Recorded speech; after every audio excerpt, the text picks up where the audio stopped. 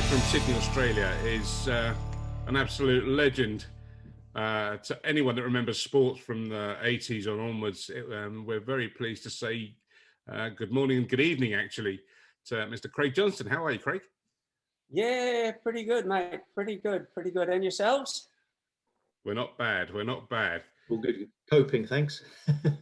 Good. Well, we say not too shabby, mate. And can I call you Mr. Dazzler? You can. Yeah, Mr. Dazzler. I'm not in Sydney. Ah. It's like saying a Scouser's in London.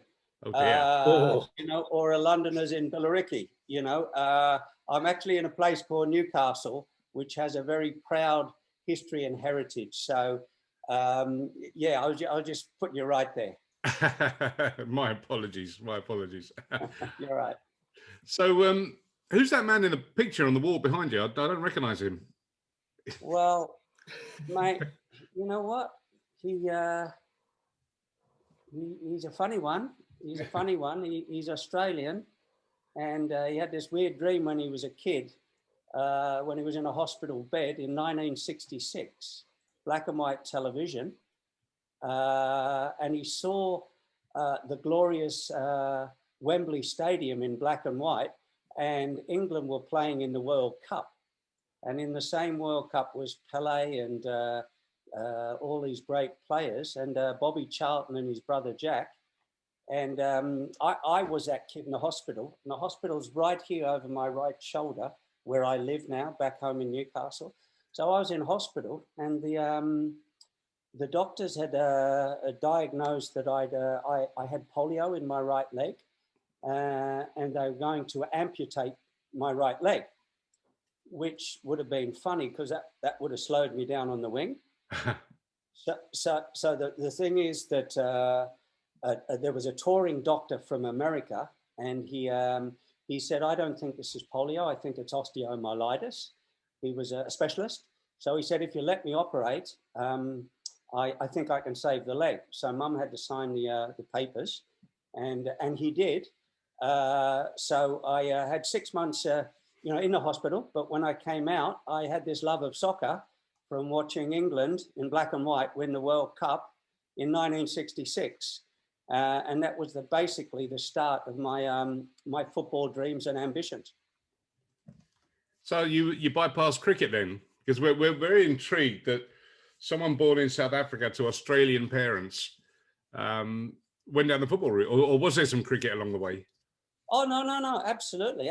Well, when I got out of hospital, I was on crutches for about 3 or 4 months, and the doctors said you cannot play a contact sport with the osteomyelitis. And, I got like 60 odd stitches down my leg to prove it. And I can show you, your viewers won't be able to see it, but you blokes will be able to see it. It's still there.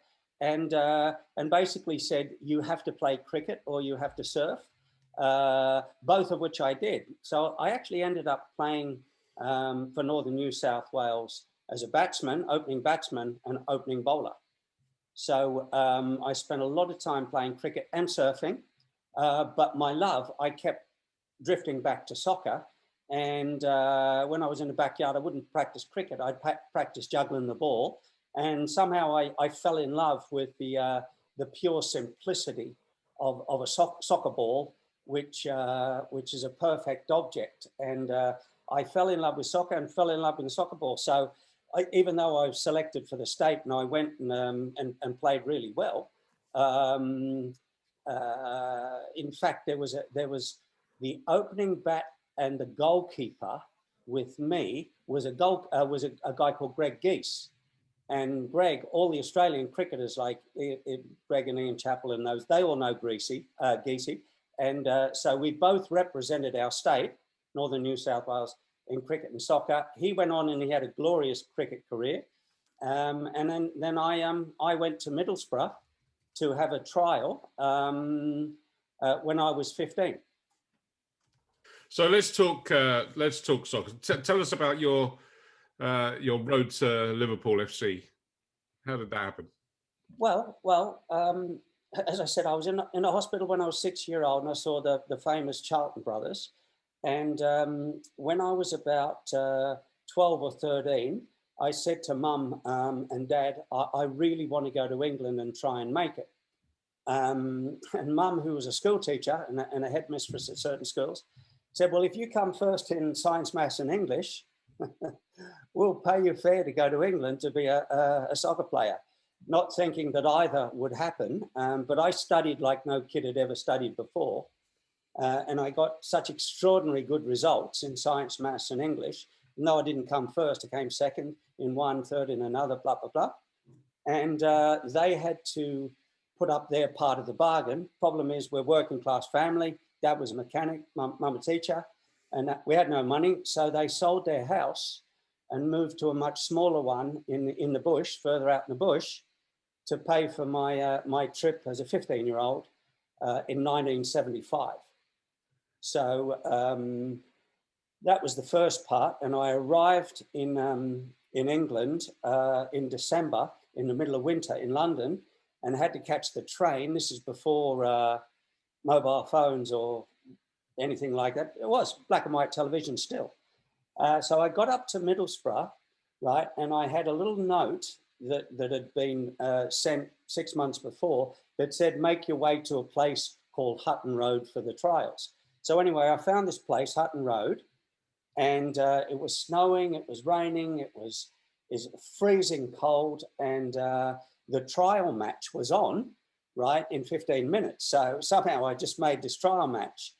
And anyway, they said, hey, where are you from? And I said, I'm from Australia. They said, oh, mate, well, stick your boots on and get out there straight away. So stuck my boots on, straight into it. And there was a bunch of Scottish, Irish, English, and Welsh trialists all trying to be picked by Middlesbrough, by the coaches. And the intensity of play was ferocious. So I got on there, and I'd never experienced anything like this ever in my life. And to this day, I never have. But I got kicked in the shins. I got side down by the kneecaps. I got tackles flying up around my ears, you know, off the young Scottish lads. And what I didn't realise is that at half time, we were getting beat 3-0. And Jack Charlton was actually at the trialist game. So they're all trying to impress Jack Charlton with how hard they are. Anyway, Charlton was fuming and he was bright red with rage, and he came into the dressing room and he had a go at everyone. And one by one, from the left to the right round the dressing room, he said, you're rubbish, you're useless, you're hopeless. If I can swear, can I swear? No. He said, you're shite, right? He said, awful, ordinary. And he got to me, he said, mate, where are you from? Yeah. In his big Geordie accent. I said, my name's Craig Johnston. I'm from Newcastle, Northern New South Wales, Australia. He said, well, you are the worst footballer I have ever seen in my life, right? With his big Geordie accent. He said, now hop it, right, back to Australia, like that. But he didn't say hop it. He said the appropriate words of the day. Yeah. And I said to him, naively, what now? Meaning half time. He said, now, hop it, you know. So everyone was a little bit shocked, especially me. So I packed my little bags up and zippered them up and went out the door of the dressing room, and it was pouring with rain and snow, and I had sleet and mud all over me, and I burst into tears. And I didn't know where the digs were, where I was supposed to stay with the trialists. So I knew I couldn't stay around I was so embarrassed and humiliated. So I went out onto the streets and tried to find a taxi or something. I was jet lagged and I was bruised and battered. My knees were all bleeding where I'd been, you know, cut by the studs. So I had to flag someone down, right? And the bloke that stopped could see that I was bleeding. Yeah. And he said, what happened to you, boy? What happened to you? And I said, I just had a trial at Hutton Road. He said, a trial? I said, yeah, Jack Charlton was there. Jackie Charlton? You've had a trial with Jackie bloody Charlton? He said, hop in, lad, hop in. I jumped in the car and he said, where are you going? I said, I don't know. And I burst into tears again. I've come from Australia for a trial, right? He said, oh, you're staying at the Medhurst Hotel. That's where they put all the young kids from everywhere. That's where they put them up. So he said, I'll take you there now. So anyway, he dropped me off. He said, don't forget me when you're famous. Right? I said, I won't, mate, I won't. You know, then there was a lady called Nina Postgate, said, come in. She said, what happened? I burst into tears. I told her, and she said, look, I'm really sorry. You can't stay here. This is for trialists that make it only, and you have to go. She said, before you go, you know, and this was getting on to 7, 8 o'clock at night now. She said, I'll give you some beans on toast, some melted cheese with beans on toast, right? And I was jet lagged. I was bloody. I was soaked. And I had rasta hair, by the way. I was a surfer. Seriously, I had rasta hair. And all the snow and stuff was stuck in my hair. And I'm eating this beans on toast. And I said, look, she said, look, I've thought about it. She said, I can't throw you out. You've come all the way from Australia. There's a coal shed out the back. But don't you dare tell Jack Charlton or any of the coaching staff or any of the boys that you're staying in the old coal shed. She said, there's a heater in there. And she said, there's a bed, right? She said, but you'll have to hose yourself down with the hose in the backyard. So I said, well, that's great. That's great. Thank you so much. And she said, well, good night. I said, look, one last thing. I have to phone my parents. She said, well, there's a phone box, a money phone box under the stairs. She said, so you'll have to use reverse charges. I said, what's that? She showed me. After an hour, I got onto my mum, right?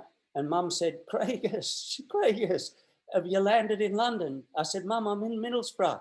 I've had a trial. Said Jack Charlton was there. And mum's gone, Colin, come to the phone.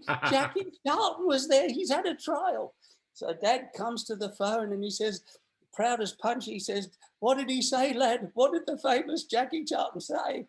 I said, Dad, he said I'm one of the finest players he's ever seen in his life and he wants me to stay. And I hung the phone up and I burst into tears again, and old Nina cuddled me and she said, look, you've got to get into the coal shed. The boys will be coming. And that was it. That was my introduction to English football. So how did you end up joining Liverpool? Oh, that's part two. You're going to have to invite me back on the show, Dazzler. I can't. We haven't even worked out yet how the story goes from being told you're one of the worst players to telling your dad that you've made it.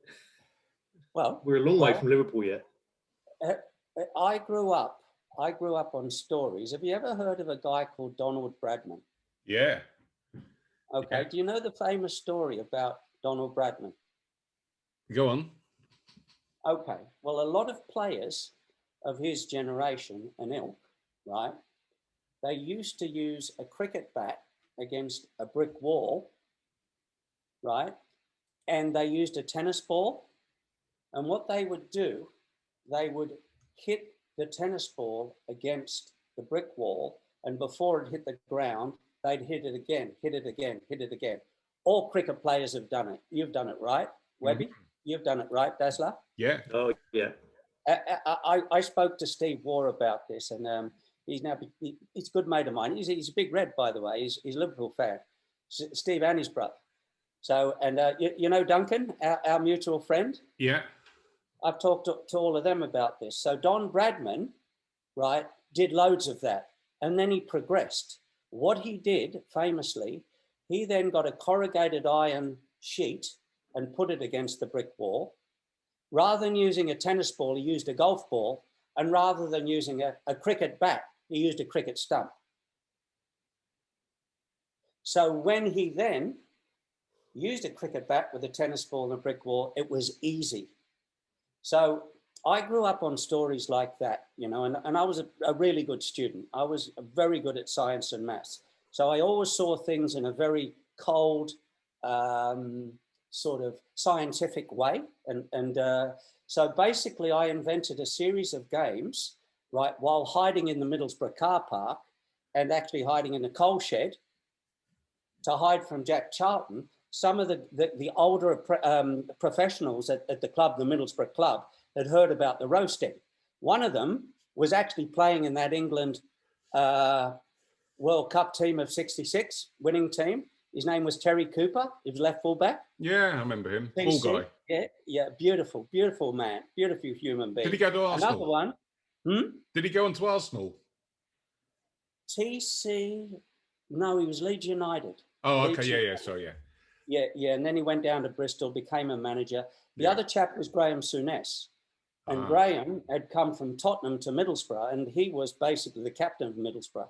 He heard about what Charlton said, and he actually said, well, look, if you wash our cars, right, the players' cars, and you clean our boots, we'll all give you some money, we'll chip in.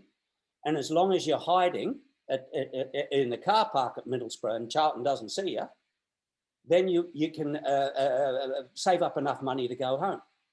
So that's what saved my life and saved my career. But at the same time, every day, I built a little obstacle course in the Middlesbrough car park, which funnily enough, was roughly the size of a penalty box.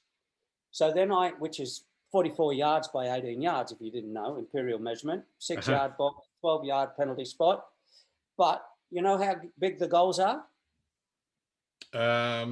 Is it 7'6", the crossbar? No, standardized all over the world. Two facts for you, 2 bits of data and stats. Did you know that every soccer field in the world is a different size? Oh, really? There's no standardized size. There's a maximum and a minimum, and there's a whopping differential. Yeah. The only thing that is standardized is a penalty box, which is 18 yards by 44 yards. All over the world, imperial measurement, because you Poms invented the game and you invented the measurements. And they stand today. Yeah, and so I replicated, right? I drew in paint and chalk a standardized penalty box and a goal, right? And I'll tell you what it is right now, and you won't forget it because it's easy. It was 8 yards by 8 feet high. So using those fundamental measurements, I created obstacle courses for controlling the ball and passing the ball and dribbling and shoot, because there's only really 2 skills a player ever does for 90 minutes. He gets the ball and he gives it, right? Yeah. If you don't get the ball fast enough and accurately enough, and you don't give it fast and accurately enough, well, you lose it. Good players don't lose the ball because they do it faster. So that's using all that. And what I created was an attempt to mistake ratio by drawing goals and targets on the goals. And we've all done this on the garage wall, haven't we? Oh, yeah. We've all done it with cricket. We've all done it with soccer. We've all done it with tennis. So I use that. But at the time, what I was creating was a mistake to attempt ratio.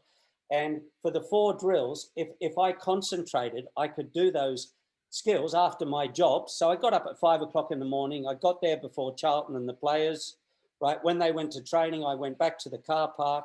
And then when they went home, I'd done all the chores and I'd do, my 4 or 5 hours.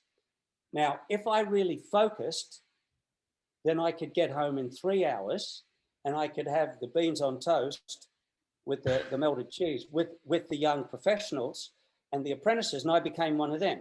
So I came out of the coal shed and they gave me a room and Charlton knew I was around, right? But I became the cleaner, so he tolerated me. And I did a good job, cleaned the bed, the bathrooms, the boot room was my specialty. So that's how I got then. By if you do anything for 3, 4, 5 hours every day, you get better at it. So I'll tell you the story, Webby, because you asked me the direct question. Within 2.5 years from being 15-year-old, at 17, I think 4 months and a number of weeks, I became the youngest player ever to play for Middlesbrough. And I made my debut against Everton. And that's the story, because I actually applied myself by creating what I was doing. I actually created data before the word data was ever known in football or probably anywhere else, because I knew if I got home in 3 hours rather than 4 or 5 hours, I'd hit the target more often for the 4 skills, the targets. So basically, I knew that my job in life, apart from getting back to Australia and with the money, right, now I became one of the lads, and they liked me, right, because I was cleaning their boots and kit. They were paying me, right? But now I was actually in the team, you know, the youth team, then the reserve team, and then the first team. But here's the thing, that data, I knew that I could be a better player at night than when I woke up that morning by how long I could get all of my skills tests done faster and more accurately. And that is the art of playing good football. You mentioned there the word boot room. And of course, when you did eventually turn up at Anfield, you played under the legends of the boot room, Bob Paisley and Joe Fagan, and then latterly Kenny Dalglish. What was it like playing for those guys? And at that time, one of the great Liverpool sides. How was the experience arriving there? Oh, just like a dream, a dream, like you were in a dream, and it wasn't real. Yeah, it was hard to talk to them because they were up there, you know. Yeah, it's like any person that meets their idols and wants to be one of them. And, you know, and once upon a time, the concept of a professional footballer was an abstract thought. You know, that's why all these young Scottish, Irish, Welsh, English kids were kicking me as a fifth, hurting me, trying to break your legs, yeah, basically, so that you weren't taking their jobs. And then, you know, 2.5 years later, I'm in a Middlesbrough team. Then three years after that, you know, 20 years old, I'm now in the dressing room with, you know, King Kenny and Souness and Ian Rush. And, you know, even back then, Terry McDermott, Ray Kennedy, Barney Rubble, you know, the fullback, Alan Kennedy. Mate, the names went on and on. Steve Highway was still there at the time. So one of our listeners, one of our listeners, Ackers, has asked us to ask you about, did you have any particular intuitive relationship with any of that side that, you know, that suited your style of play, that they would always know where you would be and what ball to pass to you? Was there anyone that stood out? It's a good question. And it was almost telepathic, and his name was Stevie Nicol, and he was the right fullback, right? And the Liverpool style of play, a little bit like today, this is, you know, 40 years ago we're talking now, but a little bit like now, you get the ball from there and you don't even look and you pass it on there. Sorry, I've done that as a visual, but you know where your players are, right? And yes, they're screaming and shouting, but with Steve Nicol, to answer directly the question, I just knew I could hear him running up outside of me. I wouldn't even look. And he just called my name at just the appropriate time, and there was no need to look. And then, you know, I always knew he was there, so I could backheel it. So to answer your listener's question, it was almost telepathic. And Kenny was also a really interesting person to play with. And when Kenny was on song, he was the best player in the world, without a doubt. When Kenny had a shocker, it was a bit of a shocker as well. You know, and I guess it was a mood thing. But I think there was a certain telepathy with all of those Liverpool players, between everybody. There was just a magic in the air, like there has been recently, you know, with their recent wins. And of course, when you first joined Liverpool, that would have been with Ray Clemence in the sticks, wouldn't it? Ray was in the sticks, yeah. Sadly passed away a couple of weeks ago. I know. I had quite a bit to do with Ray when I first arrived, and he was very kind to me. And I've had quite a bit to do with him in retirement. And he quite often came, and I spent time with him on Orlando in Florida. I lived there on a golf course, and I was always happy to see his smiling face, and he loved the golf. So a beautiful man, beautiful human being, and what a keeper, And as a West Ham fan, I tend to forget that he was ever at Tottenham. He's always a Liverpool goalkeeper for me. Mate, he was there for 7 years, and the Tottenham fans love him. I mean, you'd hate him, but that's acceptable. And then then you got the Predator boot story. Someone asked me, did you come across that by sticking a a rubber from a table tennis paddle to a boot. Is that the story? No. One sec, sorry. I didn't come across it like that. What had happened is I spent, you know, years and years and years in the boot room polishing boots. I spent years and years in a car park trying to figure out what part of foot on what part of ball, to what effect, to what skill, to what speed and accuracy, so I could get home for the beans on toast and watch Coronation Street in Sharples with the other lads, so I could be one of the young pros or apprentices. So I didn't blindly come across the idea of the Predator, but what had happened was I'd always loved soccer boots. And in fact, for a big part of the early Middlesbrough days, rather than take cash off the players, if Souness had a pair of Puma Kings, or, Willie Madron had a pair of, Adidas World Cups, I would take boots as the payment. So I had a fashion, like women love handbags and high heel shoes. I got this fetish about soccer boots. So soccer boots were my currency. That's what I'm getting to. So when I retired from Liverpool, and that's another story, 27 years of age, I retired. My sister got very, very sick and needed help. So I retired, and I said I would never play again. And I didn't. I said I'd never be involved with the game. But two little kids turned up in Australia, a place called Avalon, and they said, Mr. Johnston, we're the local soccer team and we're not very good. You know, these kids were 9, 10, something like that. Can you come and coach us?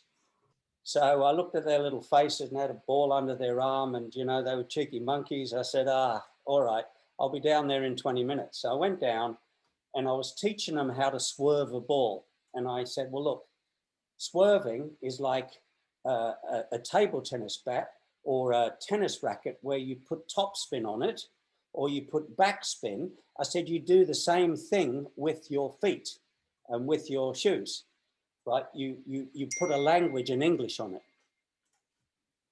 So everybody agreed and nodded. And then one of the little kids put his hand up and said, oh, I'm sorry, Mr. Johnston, but our boots are made of leather and not rubber, like a table tennis bat, and it's raining and it's slippery and it's wet. And I said, well, you're 100% right.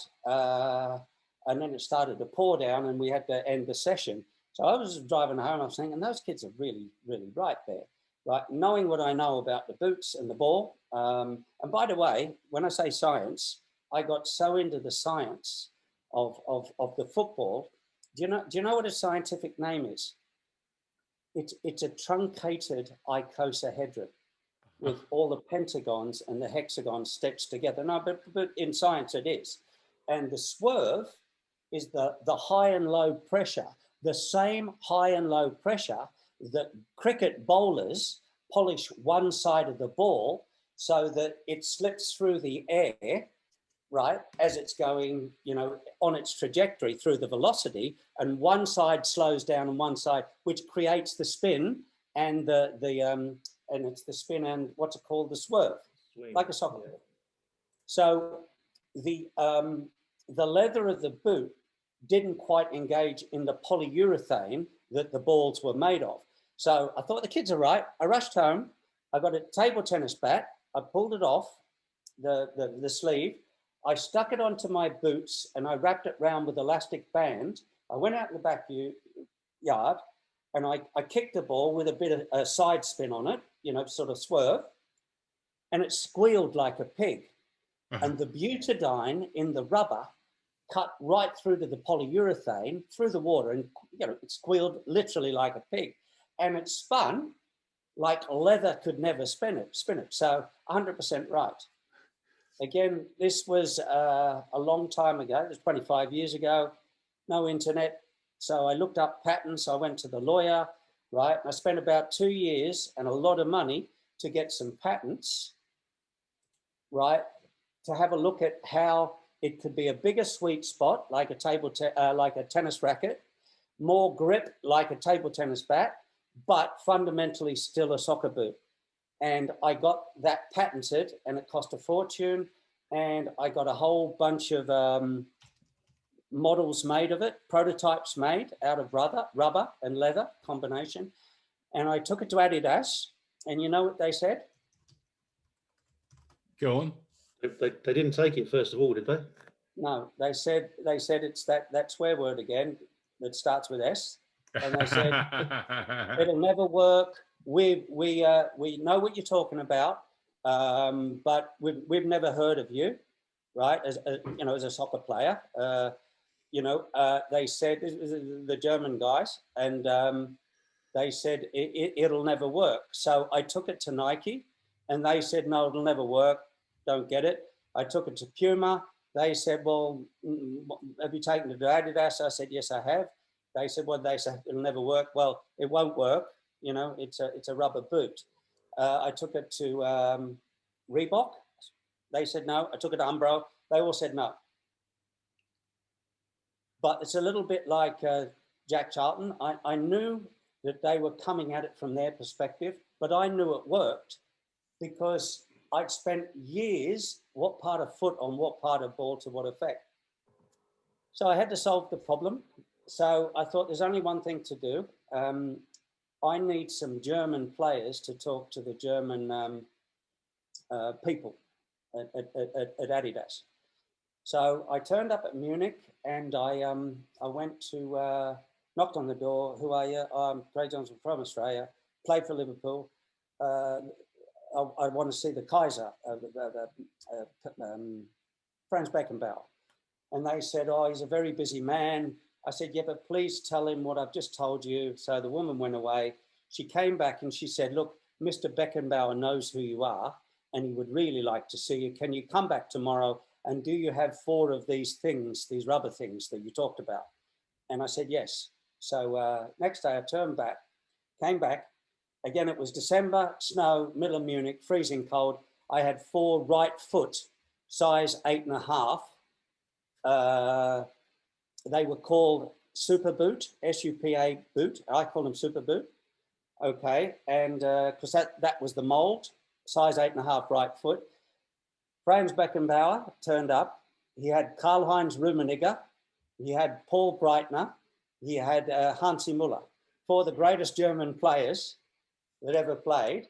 They all put the shoes on, and I had a mini camcorder, and I followed them around. They're kicking the ball to each other backwards and forwards, and they were saying, yes, jawohl, das ist gut, kleiner Feiner, a couple of shizers thrown in. And then I thought, hang on, this is headed in the right direction. So I was filming.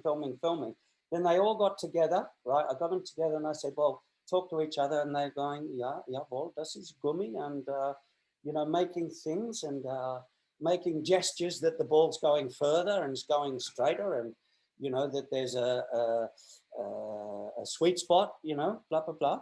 Then I said to them, well, what are you saying? And they said, well, it's on the video, So then I shot from Munich back up to Nuremberg, where Adidas was. And they were having a meeting with all the board of directors because Adidas were actually going bankrupt. They were trading as insolvent, and they were selling the company for $1 to a Frenchman called Bernard Tapie.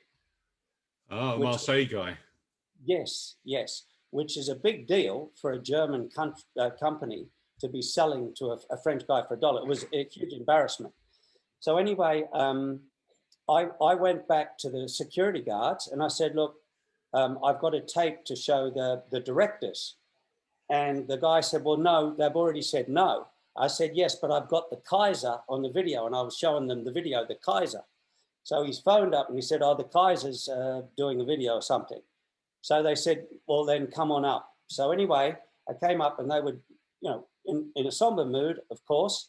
So I said, look, you've got to see this because Breitner, Rummenigge, the Kaiser, they're all, so what are they saying? I said, I don't know. I don't speak German.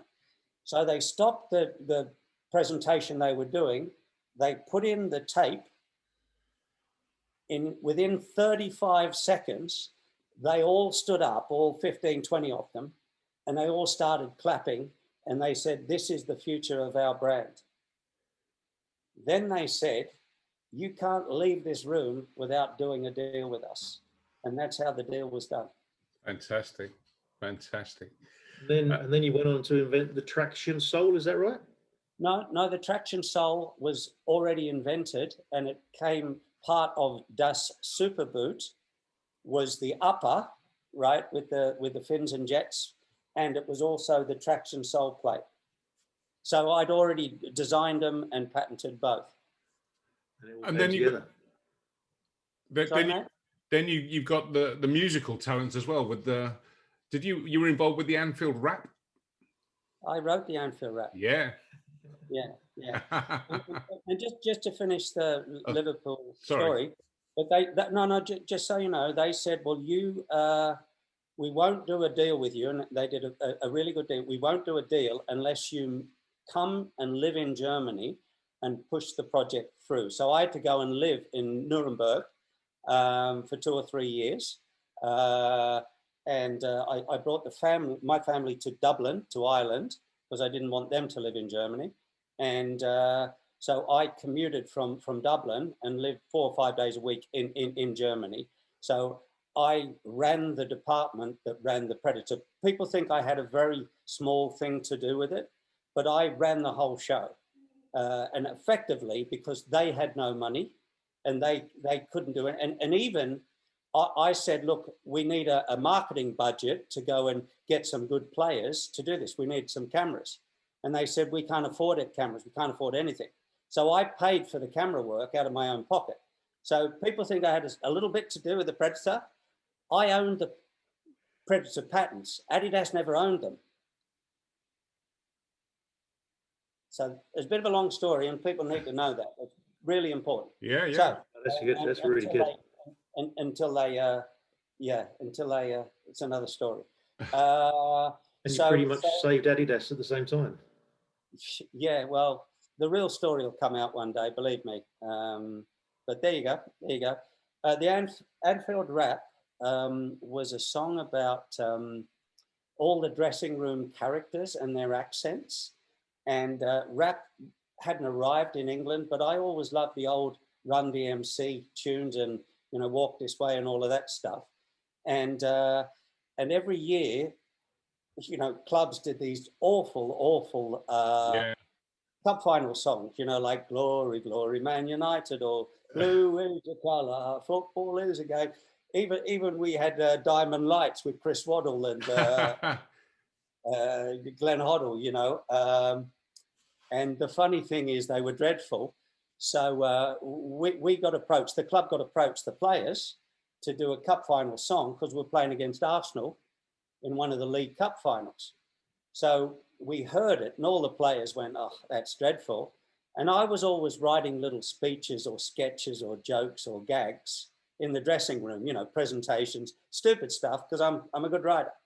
So they said, well, why don't you write a song? So I said, okay. So I went away. The next day I wrote the rap and I brought it back and they said, this is great, let's do it. And it got to number 3 in the charts. But we got beat by Arsenal in the League Cup and Madonna got number 1 with Like a Virgin. So it got to number 3 in the charts. But the whole thing was about Scousers, 2 Scousers in the dressing room, Steve McMahon and John Aldridge. And it was about Danish people, Zimbabweans, Australians, Scotsmen, Welshmen. Johnny Barnes is about Jamaicans. It's about all these accents. So, mate, Brucey want me to give you a bit of it? Want me to give you a bit of it? So Aldo and Steve McMahon are walking down the street, and it's like, all right, Aldo, sound as a pound. I'm custy, la, but there's nothing down.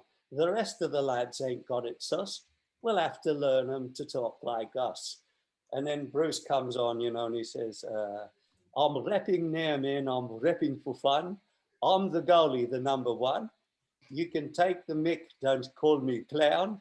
Any more cheek, man, you're going down. So it went on and on like that. And then, the jocks the jocks, which would be Dalgleish, wasn't Souness, he was gone. Alan Hansen, Stevie Nicol, and I think it was Alan Hansen. But we're 4 Highland lads, och I the new, and there's 4 of us and only 2 of you. So if you want me trouble and you don't want a slap, you'd better teach us the Anfield Rap. Anyway, I went on and on like that. And then what I got Brian Moore. Remember the beautiful voice of Brian Moore? Yeah. The soccer commentator who did all the FA Cup finals. And he came on, he said, their biggest stars, they've won the league, bigger stars than Dallas. They've got more silver than Buckingham Palace. And Steve McMahon sure can rap. About time he had an England cap. So come on, Bobby Robson, he's the man, because if anyone can, Macca can, Macca can, Macca can, Macca can. So the lads loved it, and we said, okay, let's do it. And I had a little role in there, but it was all about the fun and the crack of our dressing room. And the funny thing is, to this day, it stands up, as a piece of culture. The Scousers love it. It's considerably better than any other football song that's ever been written, with the possible exception of the other one that John Barnes was involved in. World in Motion. Yeah. Well, I wrote that section. Ah. Did you really? Oh, wow. I'll tell you the story. I was sitting down. I used to live in a place called High Wycombe. And this was years later, and this was 96, right? This was European Championships. So what happened was, it was a Sunday after Sunday, I think, and the phone rings, and it's Johnny Barnes and Peter Beardsley. And they said, Kruggy, and it's a long story, but my nickname at Liverpool was Krug. It's a long story. Kruggy, you've got to get down to Bisham Abbey, to the studio in Bisham Abbey. And I said, why? And they said, because we're here with a band called New Order, right? And they've just figured out that we can't sing. And I said, what? And I said, I know everyone knows you can't sing. And they said, yes, but we've got this song to do for the World Cup, the European Championships.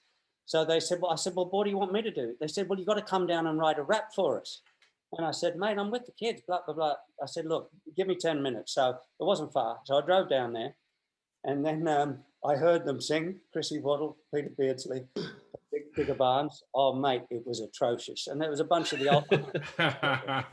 and the New Order guys were beside themselves, because that's a tricky song. Love's got the world in motion. You can't sing. It's a tricky song. And they were nowhere near it. They couldn't use it. They were going to abandon it. So I said, look, I'll rap, give me a napkin. So I went like this. So I just said, okay, Digger Barnes, catch me if you can, because I'm the England man. And what you're looking at's a master plan. I ain't no hooligan. And hooliganism was a big deal at the time. Yeah, this ain't no football song. 3 lions on my chest. I can't go wrong. We're playing for England. We're singing the song. And that was it. Now listen to this. On the album,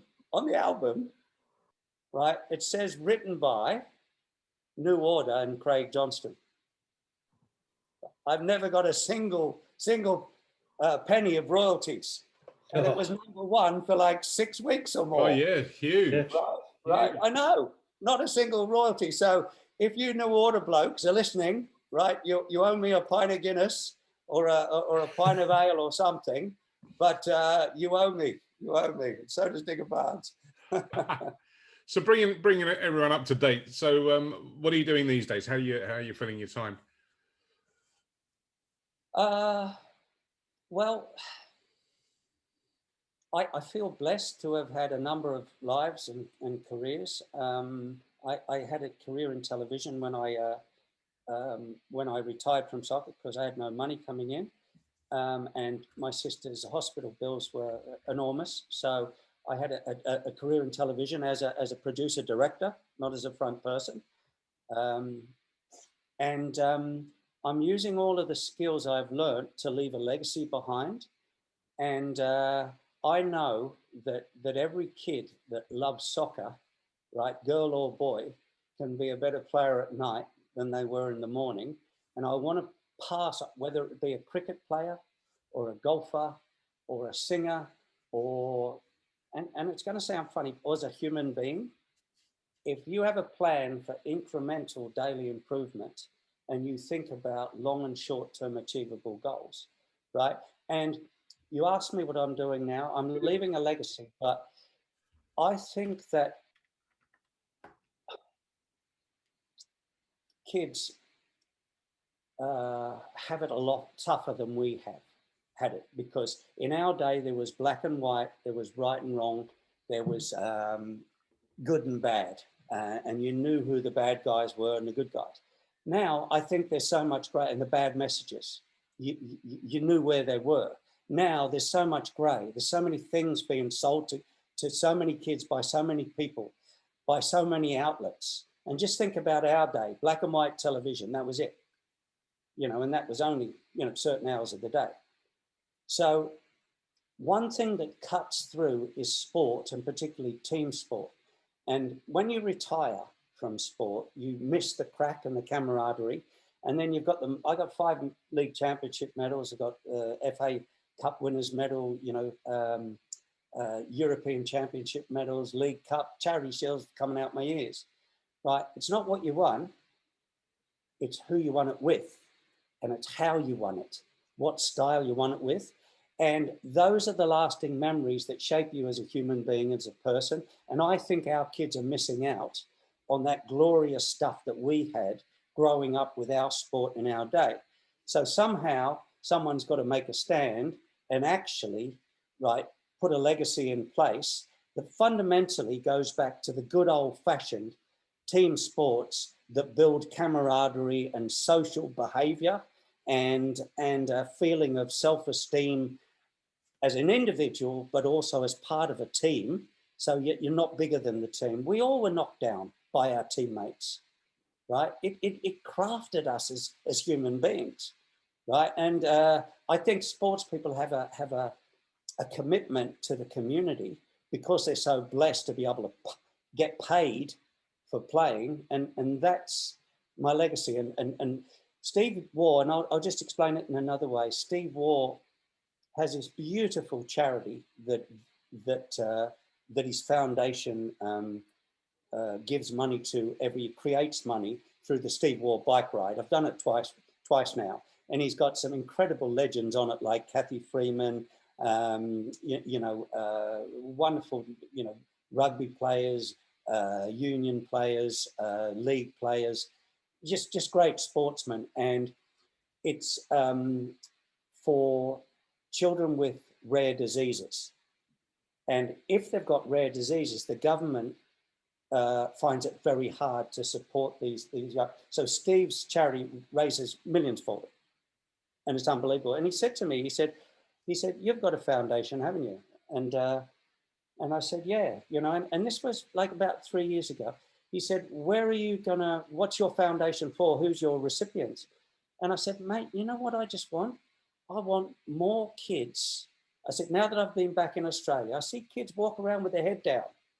I see them, they don't look you in the face. They don't smile at you and they don't say, "Hi, how you going, mate?" like they used to. When they serve you in the shops, they bark at you. This is young children, young servers, right? Girls and boys.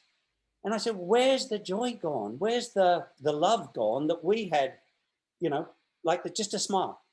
Anyway, I said to Steve, I just want more kids playing more sport more often and running and laughing and shouting and screaming and letting off steam, because, see, this is not for the radio, but mate, I've had a bunch of cancer, yeah? And when you have cancer and it's bad, and I've had 10 major operations. You can see it because you've got a camera. Oh, yeah. I had another 165 stitches in my face 3 months ago, and they've done a great job of stitching. I've had 10 major operations, but you fly close to the line and you say, mate, what was the point of my struggle if I can't pass back those lessons I learnt the hard way about how to be better, you know, not just better at soccer, better at taking criticism, better at but showing empathy for teammates that need it. And anyway, I know I'm going on, I sound like a preacher. I don't mean to, but that's what I'm doing. And I'm doing it in a really, really, really clever way that nobody will be preached to. They'll just do it automatically. That's really clever. That's really clever. Craig, I think we'll wrap it up there. You've given us so much of your time, and we really, really do appreciate it. And some fascinating stories. I think we'll have to get you back for episode 2, I think, with some other stories, because there seems to be so much that we can talk about. But you're quite a photographer as well, aren't you? So there's a story I'd love to hear another time about the golf. Oh, yeah, that's a good one too. Yeah, oh, yeah, there's plenty of stories. Plenty of stories. I really have had 3 or 4 or 5 charmed lives, and one of the things I'm trying to do is tell the story as a documentary or a movie, because not because I want to be famous or have a big head or anything, but the kids need to hear the story, which creates the platform. And the funny thing is, I've coached kids, and when they introduce me in the local kids here, they say, "This is Craig Johnston. He's from Newcastle, and he had a bad operation when he was young. Come through that." And the kids, "Oh yeah, whatever." And then they said, "No, he played for Liverpool," and they go, "Oh yeah, whatever," you know. And then they say, "And he invented the Predator boot." He did what? He invented the Predator. How did he do that? So you get them in the end. Yeah. But okay, well, I'll tell you the real Predator story next time and how they dudded me, and I'll tell you the story about Tiger Woods and the golf. There's a dozen different ones there that are all funny. Right. And my room partner for 10 glorious years was Bruce Grobler. So there's another hour to fill. Yeah. Well, we thank you. We thank you for your time, and we will definitely get you back, and we'll hear those other stories. But in the meantime, Craig Johnston, legend, and the man who's like a cat, seems to have led 9 lives. But we thank you for your time, and we will catch up again very, very soon. Good on you, the Dazzler, and good on you, Webby.